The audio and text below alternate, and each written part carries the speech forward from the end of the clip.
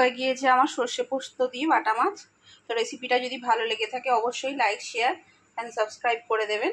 আর recipe সম্পর্কে কিছু জানার থাকলে অবশ্যই আমায় কমেন্ট করবেন, আমি তাই রিপ্লাই দেবো। তো চলুন আজকের মতো টাটা, দেখা হচ্ছে অন্য কোনো দিন অন্য কোনো রেসিপির সঙ্গে।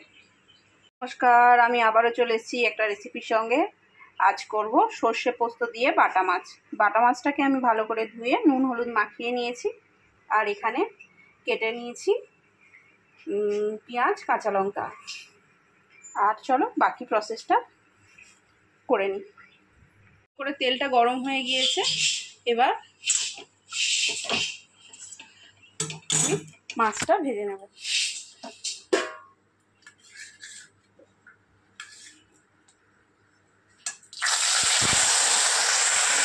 মাছটা ভাজতে বসিয়ে দিয়েছি। এবার এখানে সর্ষে নিয়ে নিয়েছি, পোস্ত নিয়ে নিয়েছি। এবার সর্ষে দিয়ে দেবো। চলো এটা বেটে নিয়ে আসছি। মাছ ভেজে আমি তুলে নিয়েছি। এবার এই মাছ ভাজা তেলের মধ্যেই দিয়ে দেবো পেঁয়াজ আর কাঁচা লঙ্কা।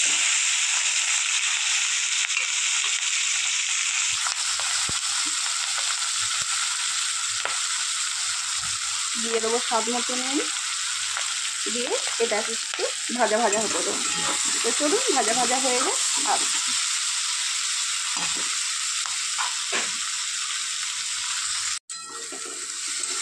পেঁয়াজটা ভেজে নিয়েছি। এবার একে একে বাকি মশলাগুলো দিয়ে দেবো। দিয়ে দেবো জিরে ধনে গুঁড়ো, আর দেবো হলুদ গুঁড়ো। যেহেতু কাঁচা লঙ্কা দিয়ে করছি, আমি লঙ্কা গুঁড়ো দেবো না, আপনারা চাইলে দিতেও পারেন। অল্প জল দিয়ে দেবো, খুব সামান্য জল দিয়ে দিয়েছি যাতে মশলাটা লেগে না যায়। এবার দিয়ে একটু কষিয়ে নেবো। তো চলুন কষিয়ে নিয়ে আসছি। খুব ভালো করে কষিয়ে নিয়েছি, তেল ছেড়ে দিয়েছে মশলা থেকে। এবার দিয়ে দেবো বেটে রাখা সর্ষে পোস্ত।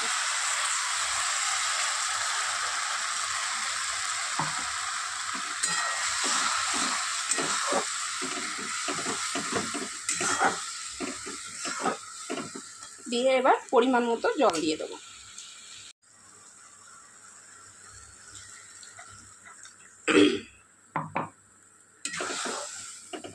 পরিমাণ মতো জল দিয়ে নিয়েছি, এবার ফুটতে দেব। ফুটে গেলে আসছি। খুব ভালো করে ফুটে গিয়েছে। এবার দিয়ে দেবো ভেজে রাখা বাটা মাছ।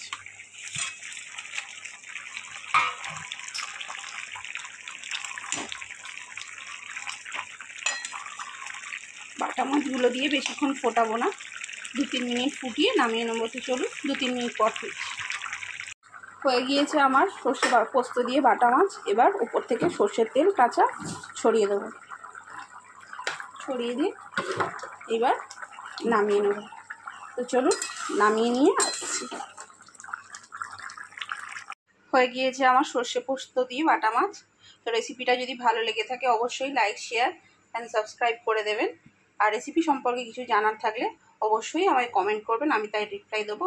তো চলুন আজকের মতো টাটা, দেখা হচ্ছে অন্য কোনো দিন অন্য কোনো রেসিপির সঙ্গে।